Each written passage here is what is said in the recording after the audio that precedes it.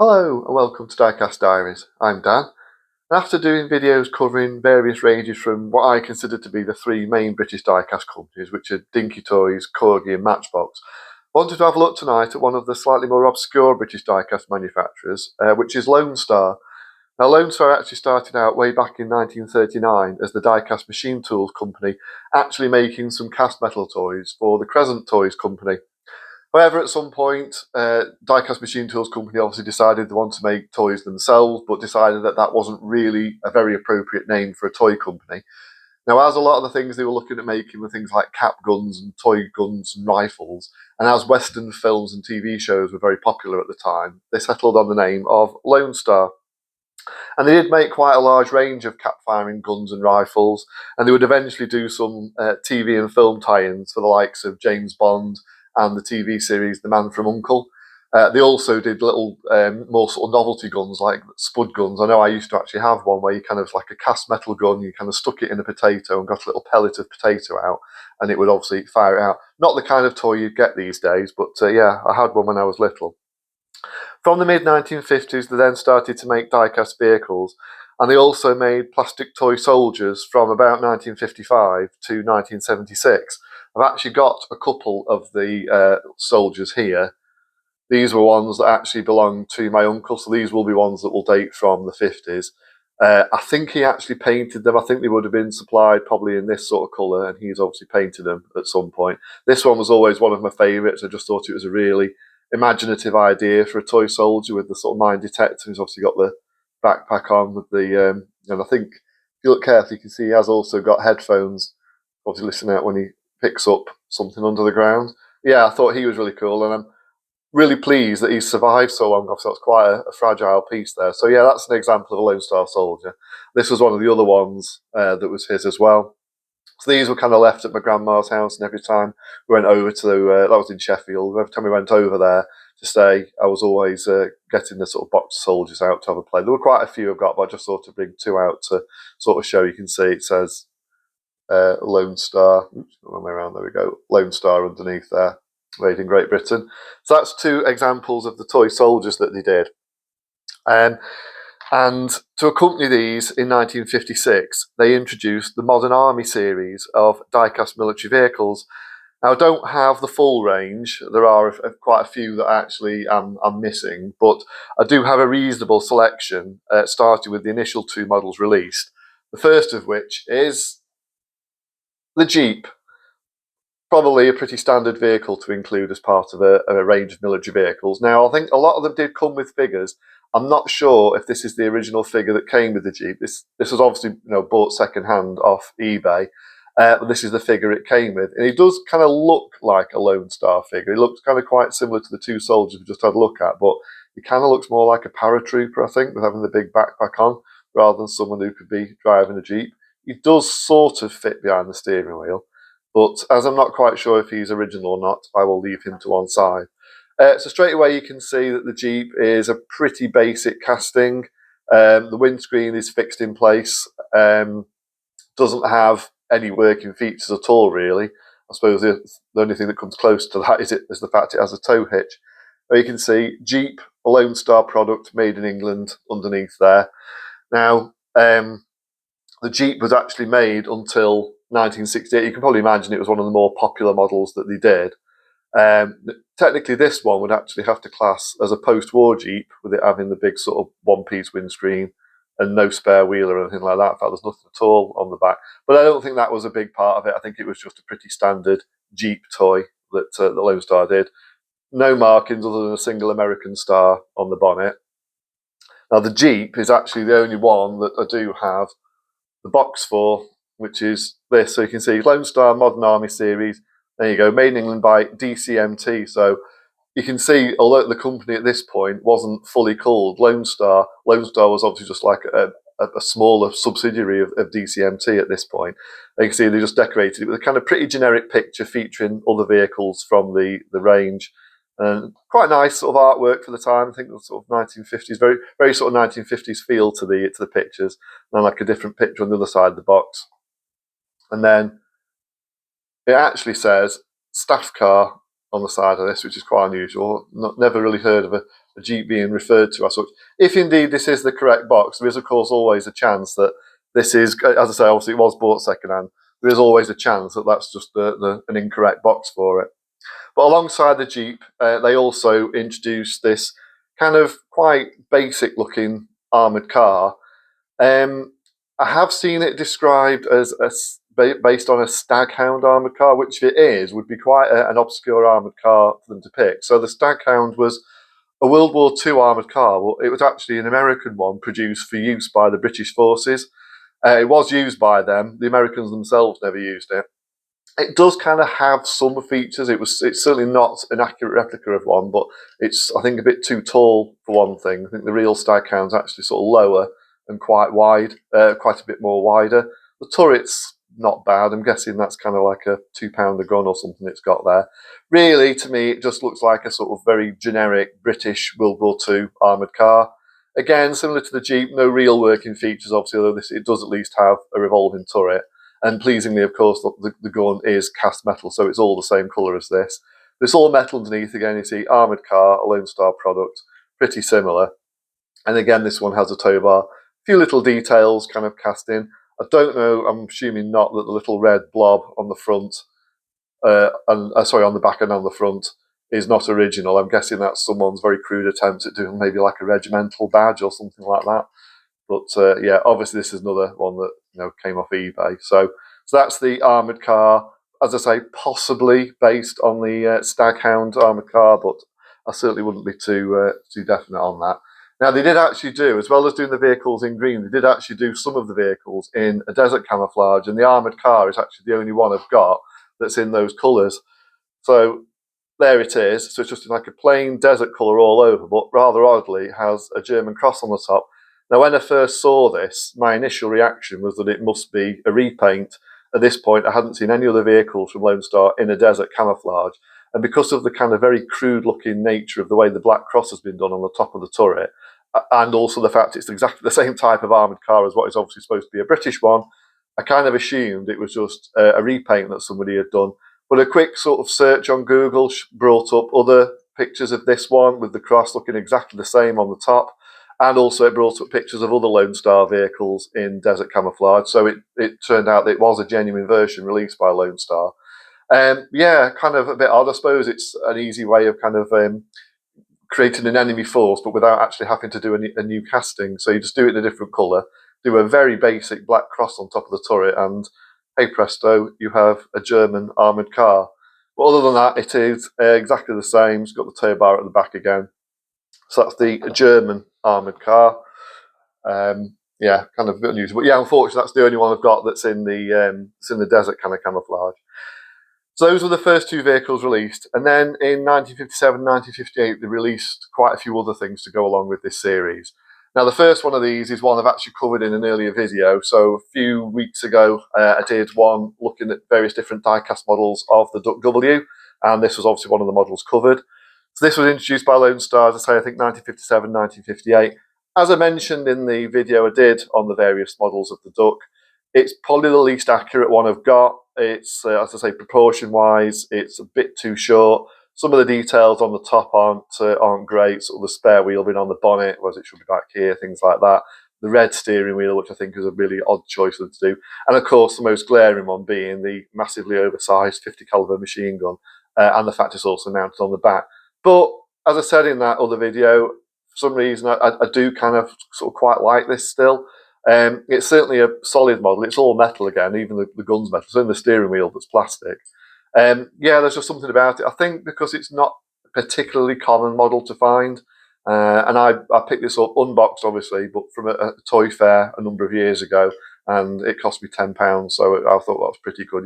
But yeah, you don't see too many of these about, and it's in pretty good condition. It's not mint, but it's not bad. So yeah, that's always been, certainly out of this selection of Lone Star vehicles I've got tonight, this is definitely my favourite. But yeah, so that's the Lone Star Duckw. Now, as I also mentioned in that video, there was another version of the Duckw that, in place of the machine gun, had a rather large missile launcher. I'll come back to that later. Obviously, I don't have that particular version. But the next vehicle we've got is another sort of classic World War II one, and that's the Bren Gun Carrier. Now, I think initially this will have come with a crew of 3 figures that sat in it. I'll just grab the Jeep driver back, you can kind of get the idea. They do sort of fit in quite nicely. As I say, I'm not convinced that's the correct figure, but anyway, it fits in nicely.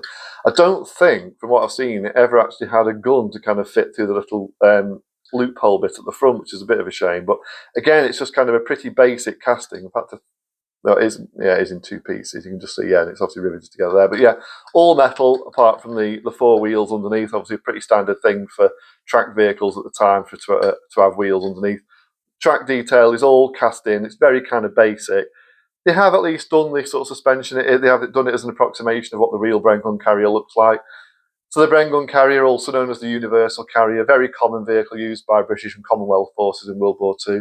Used as everything from like a personnel carrier to towing anti-tank guns to even used as like a sort of armoured ambulance type vehicle in some cases. But yeah, very widely produced. But yeah, very common vehicle amongst the British forces. So that's the Bren Gun Carrier. Now, at some point, well, then this is one thing I've struggled is finding out exact dates for when a lot of these models were released. I've found a few dates for some of them, but some of them it's been a little bit vague information. Despite Lone Star being, reasonably, I say they're more obscure than the big 3 that I mentioned at the start. Well, as I say, they're certainly sort of not a company that nobody's heard of. But yeah, there's a few things that I've kind of struggled to find dates for. One of which is this one. This is obviously a 25-pounder field gun, and it does have a working feature in that obviously you can put, I assume the original one was supplied with shells, but you can put matchsticks, all things like that down the barrel, and it does fire. I think it's reasonably bad. Reasonably okay. There's a lot of these other die-cast guns that fire made by the likes of Dinky and Britons, etc., and some of them are a lot better than others. Some of them have quite a weak spring. But that's the 25-pounder, and obviously you can, let's grab this, you can hitch it up. This one, I'm not sure whether that gun's been repainted. It's a very unusual looking green, obviously completely different to the other ones we've seen so far. But it looks pretty good behind the Bren Gun Carrier. But yeah, I'm not quite sure. I'm assuming it will have been around about the same sort of time. Yeah, that's the 25-pounder. Most toy companies that did a military range did a 25-pounder. It was like the sort of most well-known British sort of artillery piece. So that's the 25-pounder. And then the other gun I've got, unfortunately, this one that's not in great condition. This is another one that was my uncle's. So this was, along with all the soldiers, this was something else that was always kind of lying around. So it's some form of anti-tank gun. In pretty poor condition, as you can see. The most obvious thing it's missing is the wheels and axle, which kind of hold it together, as it just comes apart like that. But this one's actually sort of pretty nicely detailed. It's got the split trail for when it's in sort of firing position, and then fold it together for towing. I'm not sure if it's based on a real gun. It kind of has a little bit of a look of a British 6-pounder anti-tank gun, which would have been obviously, again, sort of a pretty common kind of anti-tank gun in use with British forces in World War II. Now, I remember a good number of years ago, because I've got, and I've had for a number of years, a large collection of things like the Dinky and Britons and other manufacturers, amongst which are quite a few that have firing guns, whether it be Dinky tanks or Britain's field guns or whatever. I remember actually trialing them all, having a bit of a competition out in the garden and seeing how far each of them fired. And surprisingly, despite its unassuming appearance, I seem to remember this one actually being the best. So, yeah, it's obviously got a pretty powerful spring. So, it certainly feels like it has. Yeah, it's got some power behind it, that. And yeah, I seem to remember this one being pretty impressive. But yeah, unfortunately, it's not in great condition. So yeah, that's one I'd like to sort of pick up a better version of. And then, although these are kind of quite basic castings compared to a lot of the other ones that we've seen, and certainly compared to ones that Dinky and Corgi did, at least all of these are generally vehicles that are recognisable. You know, as I say, the Duckws are clearly a real vehicle. The Bren Gun Carrier is. The armoured car, although it looks pretty generic, you can kind of see what they were getting at. And the Jeep, of course, definitely a real vehicle. Sorry about that. The next vehicle that they released is kind of very basic and generic, and that was just the army truck or army lorry. I have seen some reference saying it was a Dodge, but I'm not sure. To me, it just looks kind of like, well, not really like anything, to be honest. It's very, very basic detail. You can just see some vague approximations of headlights in there, and a kind of a bit of a radiator. Bit of detail on the bonnet there, but yeah, not a lot of detail at all. Doesn't even seem to have any doors moulded in the sides of the cab. No interior at all. You can see up inside the cab there, there's nothing there at all. Metal chassis again, though. And then an open back with sort of no tailgate, so it doesn't even have that as a working feature. You can take the rear top off, so you have it completely open topped. But yeah, it is really just a pretty basic army truck. This is another one that's obviously been second-hand, came off eBay. Now, this they actually did a number of different versions of, with various different things in the back. So as well as the basic one, which is that obviously, they also did this one, which is a radar truck. You can see the radar kind of swivels and turns. And again, it has a little seat, and it would have originally come with a little figure to kind of sit on the seat there. Now, unfortunately, this is the only version of the truck I've got, but other versions of it, there would have been an anti-aircraft one with like a twin-barrel gun. There was the missile launcher that I mentioned, there was a version of on the Duckw, there was a version of that went in the back of the truck. And there was also kind of a rocket launcher where it had like a bank of about, I don't know, sort of 10 tubes all together. I don't know if that one actually fired. I know the missile launcher does. But yeah, basically it's the same truck, but just a different fitting in the back. So that's the radar truck. And then these last few ones are probably the sort of worst ones in a way, in kinds of like, they're very, very, very cheap toys, but there is some play value with them. And these were known as the mobile fighting units. So in a kind of similar idea to the truck, where it was kind of the same basic platform, but with different things, we have these. So they were all kind of exactly the same. So it's all a very, very simple, basic, flat trailer with tow bar at one end and a tow hitch at the other, which does at least mean that you kind of link them all together like a sort of big train and have them all towed by the same vehicle. Now this is the missile launcher, so there was, as I say, a version of this on the truck, and this is also what the other version of the Duckw was armed with.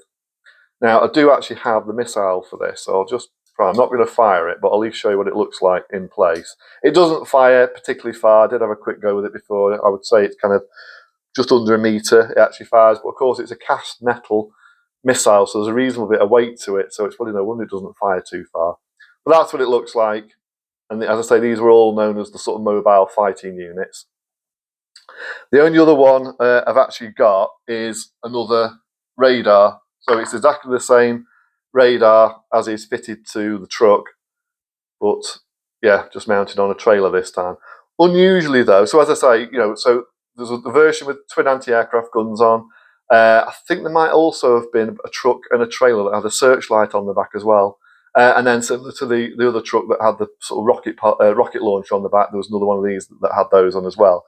But weirdly, and I only found out this existed because I got it off eBay, there is also another version of the radar trailer, which is quite unusual to find. So it's completely different underneath. So I'm not sure, this one doesn't have a tow. This one can only be towed. It can't pull any other trailers behind it. So I'm not sure whether that means that they did this version of the trailer, but with different things on the top. Really not sure. I've only really seen this radar version. And this, just as I say, it's just something I came across on eBay. I've even a feeling that the two radar trailers actually came from the same seller a good number of years ago. So that's kind of what I've got from the Modern Army series. Now, those were produced, I think, into the 60s, possibly even into the sort of very early 70s.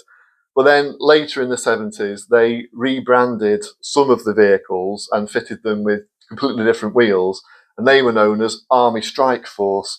I do actually have an example of those here. So it's the Jeep. So you can see it's exactly the same Jeep, but this time fitted with not very convincing and much larger wheels. And this is what the boxes were like. So really colourful again, kind of slightly reminiscent in a way of the Battle Kings ones, with the sort of real use of colour on the boxes. You can see it just says Lone Star, Army Strike Force, it's got some soldiers on there, Jeep, and the same armoured car up at the top, die-cast metal, no details on the bottom. And then on the back, just gives you the details of the other ones he did. So anti-tank gun, that'll be the one where I'm obviously missing the axle. The 25-pounder field gun was redone with the same wheels as this Jeep. The armoured car was. The rocket launcher, which will be this trailer here, but just fitted with massive wheels, and the Jeep, obviously, and the twin pom-pom trailer, which is the anti-aircraft gun. See, this particular one is from 1977. So I will just quickly get it out of the box to have a better look at it. But yeah, I found it at a local antique centre, and it wasn't too expensive. And as it was boxed, I thought I may as well get it for the collection. But yeah, the wheels don't look great on this at all. Now, I think that might be what the original driver looked like, possibly. I don't know. He certainly looks kind of, it's a bit of weird proportions, I have to say. He's got very long arms, but he looks slightly more like a sort of standard Jeep driver than the original figure. Now, this one does actually have, because that windscreen is a separate piece on the original Jeep, they have at least changed it to a movable one so you can fold it down. Other than that, it's pretty basic. So it hasn't even got the headlights picked out on this one, but other than that, it's pretty much exactly the same.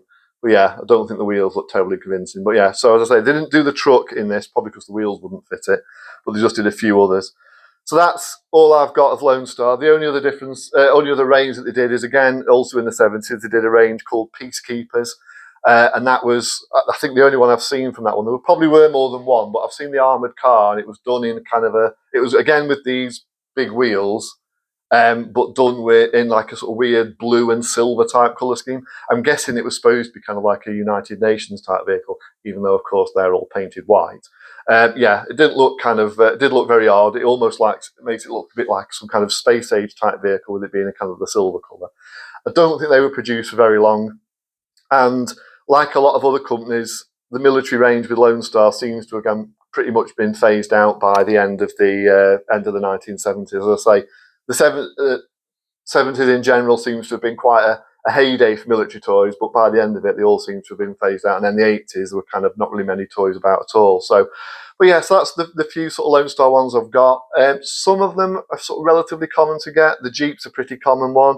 The armoured cars are relatively common. Certainly the green one is. The 25-pounder and the Bren Gun Carrier, again, fairly sort of common. The other ones, they are about, obviously, as I've mentioned with other videos, condition is key. And certainly if you've got the box, Lone Star models with the boxes, I've been doing a bit of research recently, found, I think it was the radar truck with a box, and that was £125, I think that was listed for. So yeah, so some of them might be more obscure than others, but obviously, as with everything, the box is key. But yeah, just thought it would be an interesting range to have a look at. Now, I mentioned at the start of the video, there was a bit of a link with Crescent Toys. I do have a few military models made by Crescent Toys. Again, not the full range that they did, but I think that's something else I might do a bit of a video on. And I've also got a few other little die-cast military vehicles made by some British manufacturers that might not be the first ones that you think of. And I'll probably do a video on those at some point in the future. But yeah, so that's my Lone Star Modern Army series. So in the meantime, please do like, share, subscribe and comment, and I'll see you all very soon. Bye.